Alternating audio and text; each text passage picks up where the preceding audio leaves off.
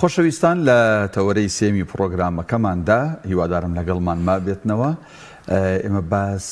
لە بابەتێکی گرنگەکەین ئەی ڕۆژی گیانی فێربوونە و ئەم بابەتە ئەبەستینەوە بە پرۆسەی خوێندنیش لە هەرێمی کوردستان بێگومان. طبعاً فێربوون چەمکێکی فراوانە و گەورەیە، تەنها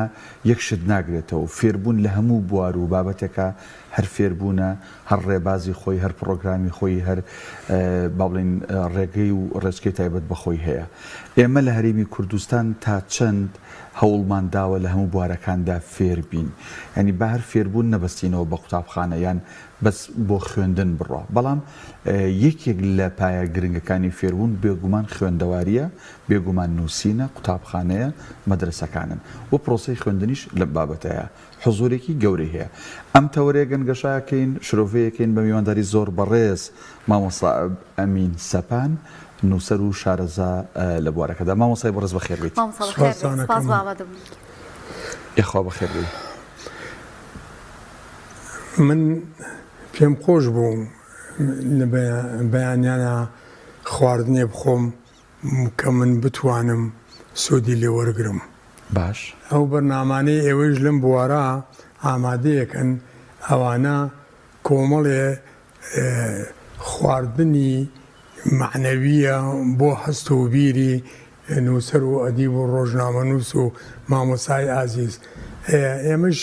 ئەگەر بتوانین خزمەتێک لەم تەمەنا بە بەردەوامی پرۆزەی پەروەردە و فێرکردن بکەین، ئەوە بای باڵی خۆمان ناوە و ئەو داوا لە خواکەین کە تەمەنێکمان بعد بتوانین بەردەوام بین لەسەر خزمەتکردن. خۆی گەورە بەرەکەت بخاتە تەمەندەوە. مامۆستا پێشی بچین لای پرسیارەکان، تەندروستی چۆنە بەعام؟ وەڵا کە کاتێ باسی پەروەردە و ئەلڤەیەکەن نەخۆشیش بم چاکە بوو. نەخۆشیش بی چاکە بیتەوە؟ بەڵێ. بۆ ئەوەندە گرنگە لادیا چی؟ چونکە من ئەوەندە بەتەنگ خۆمەوەم ئێستا. ئێمە ئێستا قۆناغەکەمان تەواو کردووە، تەمەن بەرەو خەزانە ڕوا، بەڵام تەمەنی قوتابیەکانمان، تەمەنی مامۆسا ئازیزەکان باش بەری ئێمەما، ئەمان ئەو سەعاتە بەجێ بێڵین بۆ ئەوان و داوا لە خواگیان بکەین کە یارمەتیان بە لەم بارودۆخە ناهەموارە ڕزگارمان بکەن. کاتە خەمێکی گەورەش هەڵگرتووە مامۆستا گەروە بێ. گیان خەمێکی گەورەش هەڵگرتووە. من ئەمە خەم نییە، من ئەمە بە بەهرەیەکی یەزدانی ئەزانم کە خوا منی بەم شێوەیە دروست کردووە بتوانم پرۆسەی پەروەردە و فێربوون ئەوەی کە لە سەرشانی ئەمین سەپانە بە تەواوەتی بیگەێنمە جیلەکانی دوای خۆم. من شانازیشی پێوەکەم، خۆم بە بەندەی ئەو خوایە ئەزانم کە بەهرەیەکی یاومەتێ مناڵی نەتەوەکەم، مامۆسای نەتەوەکەم، کۆمەڵەکەم سودم لێ وەرەگرێ. باش مامۆستا، ئەمڕۆ باس لە ڕۆژی جیهانی فێربوونەکەین. لە ڕۆژی جیهانی فێربوونە پرۆسەی فێربوون لە هەرێمی کوردستان بەگشتی چۆنە بینی؟ ئایا بەڕاستی لە ئاستی پێویستایە و بۆ چینێک کە لە سەرەتاوە دەست پێکایتر لە قوتابخانەوە بەڕێستان دەست و پەنجەتان دەرن بۆ لەگەڵ شعری مناڵان و لەگەڵ زمانی کوردی و تێکەڵبوون، ئێستا ئەمە چ بۆ چوونێکتان هەیە سەبارەت بەم پرۆسەیە لە ئێستادا؟ هەموو ڕۆژێک دادەی ئازیزم پەروەردە و فێرکردن لەگەڵمانایە، لە ناخمانە ئاژی، لەسەر دیدە پێمان پێگرتووە. ڕاست. ئەم خوێندنەی ئێمە بەردەوامین، خۆ ئەگەر زمانەکەمان نەبوایە و کەلتوری نەتەوەییمان نەبوایە، ئەوەش کە پەیامان کردو ئەوشمان نەدەچا. ئەبێ ئێمە شانازی بە کەلتور و زمانی خۆمانەوە بکەین بۆ ئەوەی هیچ نەبێ بەلای کەمەوە ئێمە بتوانین خزمەتێک بە نەتەوەکەمان بکەین، بە مناڵی نەتەوەکەمان بکەین، بتوانین ئەو بارە قورسەی ئێستا لەسەر پرۆسەی پەروەردە و فێرکردنە هەر چۆنێک بێ سوچیکەین لەسەر نەتەوەکانم و لەگەڵ قوتابیان و مناڵەکانی باخشە و سەر و تریش. بەڵێ مامۆستا ئەمین، ئەگەر بگەڕێینەوە بۆ بیسی تقریبا 40 ساڵ پێش ئێستاش بەڵێ کۆمەڵێک پرۆگرامی خوێندن هەبوون لە ئەو کاتە بەڵێن لە کوردستانی عێراق ینی ئێمە هەر سەر بە دەوڵەتی مرکزی بووین لە بابەتی کوردیە کۆمەڵێک پرۆگرامە بوو کۆمەڵێک منهەجە بوو ینی ئەوەی کە سش خەڵک لەسەر گۆش کراوە ئەوەی کە تەمەنی لە 70 بێ دارە دووداری دی و دۆی دادەڕژا و ئەم بابەتانە مێوژی زۆرا بوو هەمامەسا بەڵام ئێستا ساڵی 2024 تەکنەلۆژیا حزوری هەیە دنیا بەرەو پێش چووە ئەم پرۆگرامانەی کە ئێستا هەن لەگەڵ پرۆگرامی 30 ساڵ بەر لە ئێستا 40 ساڵ بەر لە ئێستا لای مامۆستا ئەمین کامیان دروسترە نازانم بابەتەکە جەناب زۆر هەڵەگرێ ئێمە کاتێک کە مناڵ بووین لە من 47م وا بۆ 75 ساڵ ئەچم ئەو وەختە دایک و باوکی ئێمە بەتەنگەوە بوو مناڵەکەی بخاتە بەر خوێندن باش بیبا بۆ مزگەوت لە قورئانی فێر بکات لەگەڵ خۆیان ئەیبر کار و کاسبەکەی ئەکرد بنیاتی کەسایەتی مناڵی پەروەردە ئەکرد بۆ ئەوەی لە پاشە ڕۆژە بێ بە کەسێکی بە ئاگا بۆ خزمەتکردنی میلەت و نەتەوەکەی بەڵام ئەو وەختە مامۆساکان من حەزەکەم ئاماژەی پێ بکەم بەرامبەر بە بینەری ئازیز مامۆسا عینعەشەونم بوو ئەم پیاوە بەڕێزە شاعیر بوو نووسەر بوو دەنگخۆش بوو ئاوازدانەر بوو ڕەسام بوو کۆمەڵێشتی تریش بۆ ئەوی وەختەکەمان لێ نەڕوا ئەمە شادەی شەشی سەرەتایی هەبوو کاردۆخی شادەی شەشی سەرەتایی هەبوو گۆران شادەی یەکی متۆوەستەی هەبوو هەردی شادەی شەشی هەبوو باشە ئێمەی پێیان پێگانووە کە ئیساکێ من بەرامبەر زۆر بە شەرمەندەی بەرامبەر بە نەتەوەکەم ئەوەستم کە نەمتوانیمە وەک پێویست بەقەدەر تۆزێک لە ئەو خزمەتی ئەوان کردوانە من خزمەتی نەتەوەکەم بکەم ئەمانە قوتبی زەمان بوون خواردنێکیان بۆ دائەنای تۆ بتوانی هەرسیکەی مادەیەکیان پێ ئەوتی بۆ ئەوەی بتوانن تۆ وەریگری شعرێکیان بۆ دائەنایی کە تۆ سوودی لێ وەرگری لە ژیانی ڕۆژانەدا بەڵام من بڵێم چی ئیزاکێ پێمەڵن سمۆرەیە گاوڕێمە لە ناو پۆلیشدا پێمە جەریمە ئەکا لەگەڵ ئەوە ئێمە ئەم باسی باڵدار بکەین چونکە خوا پێی خۆشە میلەتەکەمان پێی خۆشە ئەوانەی باڵدار پێی گیانون پیان خۆشە من هەموو جارێک کە ئێمە ئەوێ ئەگەر باسی باڵدار نەکەم هینە بم نەخۆشەکەوم ئەمە باڵدارە ئەمە ئەلفوبێی کوردی باڵدار مامۆستای گشتە خاوەن خامەی بڕشتە خاوەنی ئەلفوبێیە کاری جوان و بەجێیە ئەلفوبێی نوێی باڵدارە مژدە بەخشی خوێندکارە دارا و زارا تا غاردان بۆ شەو شەرەی خێزان دوور و درێژە ئەمەیە ئەم پیاوە بەڵام بەداخەوە ئێستاکێ ئێمە ناوی زل و دەیوێران ئەمە ئەین بە کۆڵی قوتابیان لەگەڵ دە کتێبی ترا هەر بۆی هەڵناگیرێ ڕاستە ماڵمان پڕە لە ڕازیانە و بە زگێشە ئەمرین ئێمە کتێبمان زۆرە بەڵام ناتوانین ئەم ناوەڕۆکی ئەم کتێبانە بکەین بە خواردنێک بتین بە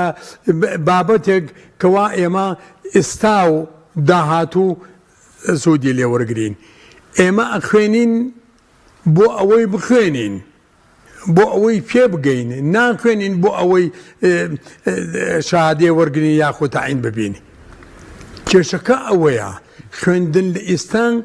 خەڵک ناخوێنێ بۆ ئەوەی فێلی عیلم و عێرفان بێ ئێستا ئەخوێنێ بۆ ئەوەی خوێندن تەواوکە و تەعین ببێ. مامۆستا عەفو ئەوەی باڵدار ساڵی چەنەیە ئەمە باڵدار ئەو پرۆگرامی کە دایناوە ئەمە لە ساڵەکانی 45 وردە خەریک بوو باشە هەتا ساڵی 51 ئەو وەختە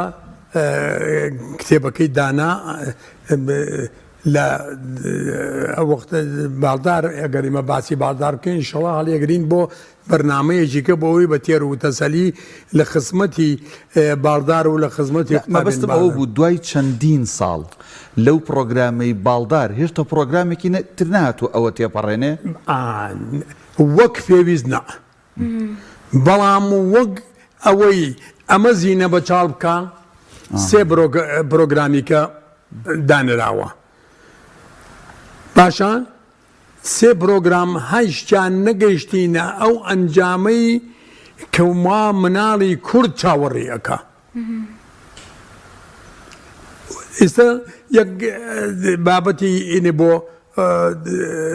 بەگوێی منە یا کە مێوژی زۆرا بوو دۆی دادە ڕژا تایە ئەڵەن کاگە ئەمە هی ئەم سەردەمە نییە ئەی قوربان میلەتێک خوێنی ڕژای ئەم سەردەمەیە مناڵی کورد هەمووی هین بوو سەرگەردان بوو ئەمە ئینە بەرنامەیە ئێمە قەرزاری مامۆساکانمانین قەرزاری ئەو مامۆسانیشین ئێستاکێ بەبێ معاش نیوە و نیوەچڵ ژیان ئەبن بەڕێوە قەرزاری ئەو قوتابیانەی ئێستاکێ گویان لە منە کە دارا و زاراکەی جەناب ئەفەرمیێ هەر کتێبێک ئەوان داهێناوە ئێمە بتوانین پیان بگەین و بگەینە ئەو قۆناغەیەکەوە ئێمە نیوە و نیوەچڵ پێی بگەێنین لەبەر ئەوە ئازیزە گەورەکەم ئەمان کتێبێکی نهێشتنی نەخوێنەواریە من دامناوە چل لاپەڕەیە ئازیزەکانم بۆچی چل لاپەڕان فێرخوازێک نەهێشتنی نەخوێنەواری فێری خوێنەواری و فێری ئەلفوبێی کوردی ئەبێ ئەم بابەتە بۆچی 300 لاپەڕەیە فێر نابێ چونکە ئەمە بابەتێکە ئەو هەست و بیر و هۆشی لای ئەو نییە ئەوە نییە ئەو ئەوێت ئەنجا دوای ئەوە ئێمە ئەوانەی کە بەرنامە دائەنێن ئەبێ ئەو مامۆسایانە بن خاوەن ئەزمون بن بەلای کەمەوە لە 35 ساڵ کەمتر نەبن لەو بوارانەدا هەر لیژنەیەک لەو لیژنانە بێن دانیشێت لەو بوارەی ئەم توانایەتی لەو بوارە دانیشێ بابەتەکان دابنێ بەڵام بەداخەوە ئێمە دەفمان دەنگنا ئێمە دەفمان دەنگنا ئێمە بە درێژایی تەمەنی من ئەنووسم لەسەر پەروەردە و فێرکردن و فێربوونی ئەلفوبێی کوردی و دانانی پرۆگرامەکان بەڵام بەداخەوە پێچگە لە سەفیندزەیی نەبێ لێرەوە من پەیوەندیم بە بابەتێکی لایەن و ئەوانەوە نییە بەڵام ئەم و پیاوە بە ڕێزە ئەم کتێبەی منیان گۆڕی بەبێ ئەوەی پرسم پێ بکەن وەکو چۆن باڵداریان زیینە بە چاڵ کرد ئەمەیشان قورئانیان کرد بە قاز خەباتی کوردایەتیان کرد بە یاپراخ منیش وتم کاک سەفین ئەمە بابەتەکە ئەوە وتی کاکە ئەمینگیان لێرە مامۆسامی لە دەرەوە مامی هەتا ماوم لە بیرم ناچێ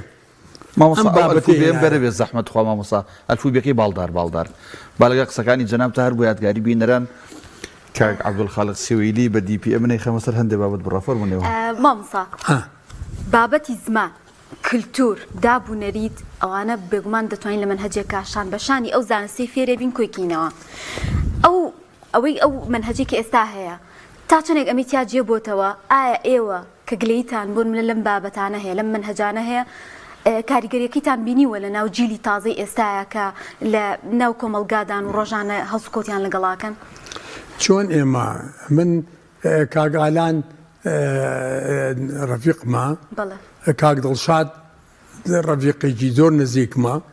باشە وەزیر کاکسەڤین دزەیی ڕەفیقم بووە هەموو وەزیرەکان من لەگەڵیانە هەڵسوکەوتم کردووە بەڵام من ئەڵێم تەنها من مامۆستا نیم بێگومان کەسانێکی تریش هاوڕێکانم مامۆستا من لە من شارەزاتر و بەتواناتر هەیە ئایا بۆچی ڕۆژێ لە ڕۆژان نەی وەرن ئەمین سەبان تۆ سەرەگوروسێک بگرە هەر چۆنێ بێ ئەم بابەتە چاک بکە ئێستاش ترسی ئەوەم هەیە دیسانەوە ئەمە بکەن باشە ئەمە یەک منهەجی خطەی مامۆسایان لە ناو کتێبی منهەجیا داناوە من کاتێ من مامۆستا بووم لە 74 دەفتەری حسابا دەبوو گەورەکە لەوان قتم دانا لەوا دیراسەی مناڵمە کرد ئەم مناڵە کەی لەدایک بووە تەمەنی ئێستا گەشتۆتە چەند ئایا ئەو 7 ساڵی تەواو کردو زمانی ئێمە 7 ساڵ بوو 6 ساڵ نەبوو ئایا ئەمە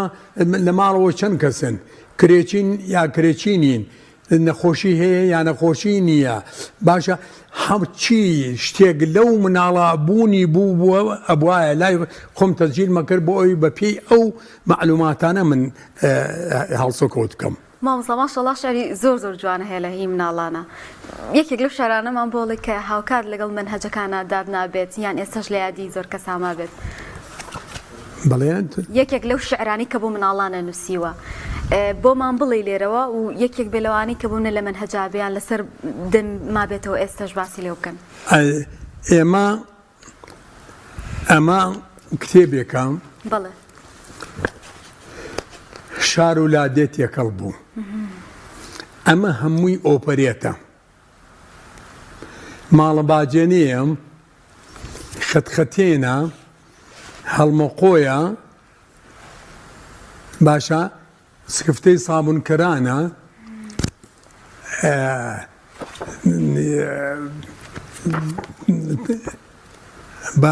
بابەتەکان نەوەکو لە بیرم چێ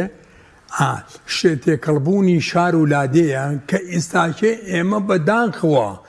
بەداخەوە ئێمە وەک لادێ نەما شاریش شیرازەی تێکچوو شار بە لادێوە جوانە پێگاتەی نیشتیمانە ئەگەر لادێ نەمێنێ شاریش دۆشدا دەمێنێ شار و لادێ تێکەڵ بوو دام و دەستگا گەندەڵ بوو ئێمە شیرازەی کۆمەڵەکە تێک چوو ئازی دەکەی من جاران دەیەک 600 ماڵ بوو 300 ماڵ بوو ئیزە 5 ماڵە ئێستا عەرەبەکان هاتوونە تۆ جێگەی ئێمەکەنی کار بۆ ئێمە ئەکەن یعنی بە هینیشەوە بە زۆر بەداخۆم ئەوان دێن لە سیوەل مەڵکەکردن لە هەڵەبجەی کردن لە تەوێڵایی کردن لە گردە نازێی کردن ئەوان خەریکی کار و فەرمان و لێرە بزانە لە هەرچی ئیش هەیە ئەوانی ناکردو ئەوەی ئێمەژان دانیشتوین لە دوورەوە سەیریانەکەین مامۆستا ئێمە لە کاتێکا گلەیمان لەسەر ئەو منهەجە هەیە کە باست لێوە کرد دوو پیشانەی دیان کە ژمارێکی زۆرە بەڵام کێشەکە لەوەیە کە ئەمڕۆ ڕۆژی جیهانی فێربوونە لەم چەند ساڵی خوێندندا ینی قوتابخانە بە شێوازێک بووە ڕەنگە ئەو منهەجە نیوەشیان تاو نەکردبێ ینی منداڵێک ئەلفوبیەکە نەزانێ بە جوانی بڵێ ئەمە بەڕاستی پێویستی بەچی خەمخۆریە کە پێویستە کێ لەمە بێتە دەنگ بۆی کە مناڵی کورد بە زمانی خۆی زیاتر شارەزا بێ زیاتر لە زمانە قوڵ بێتەوە ئەوەشی کە هەیە لە مەکتەبە ئەهلیەکانە کوردێکی خۆی بچێتەوە ئازیزەکەم من پەیمانگای فێربوونی ئەلفوبێی کوردیشم هەیە بەڵێ باوکو دایکی قوتابی بەشدارن لەم تاوانە بەشدارن کە ئەو مناڵانەی ئەیانێرن بۆ قوتابخانەکان خۆ من زۆر تێکەڵم لەگەڵ قوتابخانە ناحکومیەکانە بەڵام ئەوان ناڵن فێری کوردی مەبە ئەمان وا ئەزانن گوڵی دوور دەرمانە ئیتر ئەوەی لە خارجەوە هات ئەو بەرنامەیە ئیتر کەسێک داناوە ئەوە هەمزاغایە بەڵام ئێمە لە ناو واقعەکە ئەژین، ئێمە گرفتارین بەدەستیانەوە، باوەڕ ئەەکەی پۆلی یەکی متەوەستە یەک بۆ لای من پۆلی دەیەت بۆ لای من کوردی نازانێ بیخوێنێتەوە، ئەڵێ بۆچیمە من ئینگلیزی با نەما جاران تۆ ئەو با عەرەبی فێر بم، با ئینگلیزی فێر بم، با چینی فێر بم، با من ئەو وڵاتانە هەمووی گەڕاوم، ڕۆژە لە ڕۆژان محتاجم بۆ نەبوو کچێکی چینی یا کچێکی کوڕێک بێت، خۆی یەک هەموو زمانەکان ئەزانێ بۆ تەرجومە ئەکا، ئەوە نەما کە تۆ بڵێ وەڵام من ئەگەر ئینگلیزی نەزانم ئێتر ئەبم بە قازی کوێر. کاتێکە چیتە وڵاتێکی تریش یەکەم شت پرسیاری زمانەکەی خۆتی لێکەن، یانێ وشەیەکە لێوە فێر بن، یعنی ئەوە بۆ خۆی گرفتە کە من زمانی خۆم شارەزار نەبم، نەزانم قسەی پێ بکەم، شانازی پێوە نەگەم، بە خۆی بەڕاستی کارەسات ئەوەیە، یعنی من کە زمانی ئەوان کە UN لێرە بوون کۆمەڵێک لەو بەڕێزانە ئەهاتن من فێری زمانی کوردی مەکردن، بەڵام زمانی کوردێکە ئەوان بۆ ئەمە تۆزێ ناڕەحەت بوو، کتێبێکی کەم هەیە فێربوونی زمانی کوردی بە پیتی لاتینی، ئەوان زۆر بەتەنگی ئەوە بوون کە فێری زمانی کوردی ببن. تۆ چەند زمان بزانی ئەوەنە کەسایەتی، بۆچی ئەو یەد ئەوێ فێری زمانی کوردی بی، تۆ بۆ ناتەوێ مناڵەکەی خۆ جگەرگۆشەکەی خۆت فێری زمانی کوردی بێت. ئێمە ناڵێن باسمانی ئینگلیزی نەزانێ، فەڕەنسی نەزانێ، عەرەبی نەزانێ، ئەوە نەزانێ، باشە، بەڵام ئێمە ئەڵێن زمانی کوردیەکە نەکا بە قوربانی زمانێکی ئێکە، چونکە ئێمە دەردەدارین. بەڵێ وەڵام مامۆستا ئەم پرۆگرامەی ئیبراهیم یعنی بەڕاستی منی گەڕانەوە بۆ زۆر چیرۆک و بۆ زۆر با بڵێن نازانم بڵێم یادەوەری زۆر خۆش بەڕاستی دەست و چاوت خۆش بێت کە ئەمەد هێنا بەڕاستی تەسەورەکەم هاوکارانمان پیشانیشاندا لە سەرشاشە تەسەورەکەم و بابەتانی کە تایە بوو هەر کەسێک ئەوەی کە تەمەنێکی با بڵێن لە خواردنەوەتەکان یا هەشتاکانەوە بێ لەگەڵ ئەم پرۆگرامەیە بە جۆرێک لە جۆرەکان یادگاری هەیە. مامۆستا ئەمڕۆ ڕۆژی جیهانی فێربوونە، بەڕاست تا چەند گرنگە لەگەڵ فێربوونە هاوشان لەگەڵ فێربوونە پەروەردەش هەبێ؟ خۆی پەروەردە لە پێش فێربوونەوەیە، لە پێشەوە بۆیە ئێمە فێر ئەبین کە پەروەردەیەکی جوان مناڵی نەوەکانی خۆمانی پێ بگەێنین. بەڵێ کە ئێمە ئەڵێن پەروەردە و فێرکردن ئەوەتانێ پەروەردە لە پێشەوەیە، ڕاستە، باشە ئێمە ئەگەر بێت و ئەو بابەتانەی ئەو مەنهەجانەی کەوا دائرێن ئەگەر لە خزمەتی پەروەردان نەبێ ئێمە ناگەینە ئەو ئامانجێکەوە پێویستمانە. ڕاستە، ئێمە لێرە سیر ئەەکەین ئەم بابەتانە مە کتێبێکی کێ من دامناوە بۆ باڵداری ڕەحمەتی، باشە ئەم باڵداری ئەی باڵدارە زەنگینەکەم شکۆمەندە شیرینەکەم لەبەردەستت سەردا دەخەم، گوڵی ڕێزت پێشکەش دەکەم بۆ من مامۆستا و سەروەری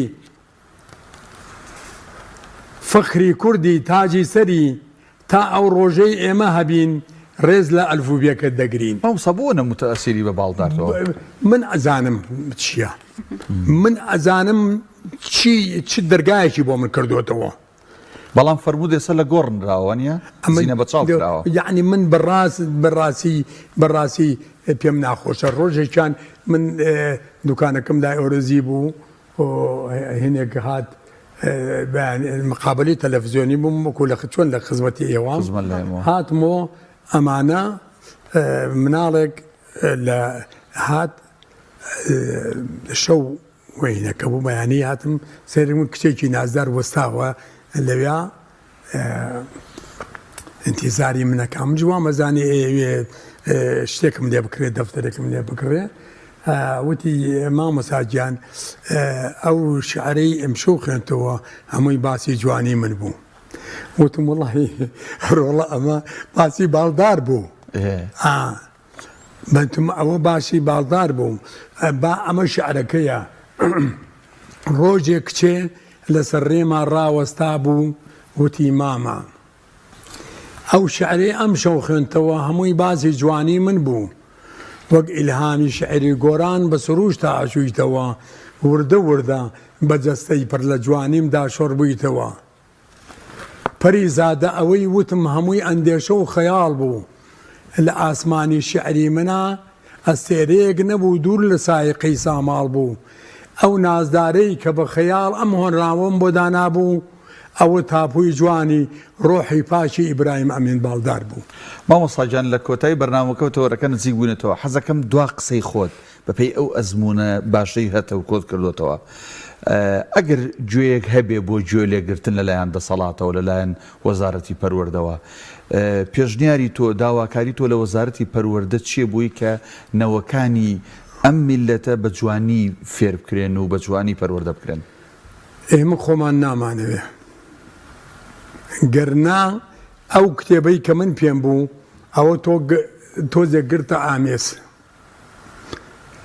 چونکە تۆ ئەڵێ ئێمە قەرزارین قەرزار ئەی باڵداری بەهرەدار تا ئەلفوبێی تۆ مابێ کورژێر دەسەی کەس نابێ. ئەمە تۆ لە ئامێزە گرتووە. من ئەبێت منهەجێک دابنێم بۆ ئەو میلەتە لەم قەیرانی فێربوونە بە زوویی ڕزگارمان بێ. خۆ ئەگەر ئەو کتێبەی ئێساکێت بە دەست ئێوەیە ئەم کتێبە ئەم سێ چوارمانگی ماوە سەنەد ئەم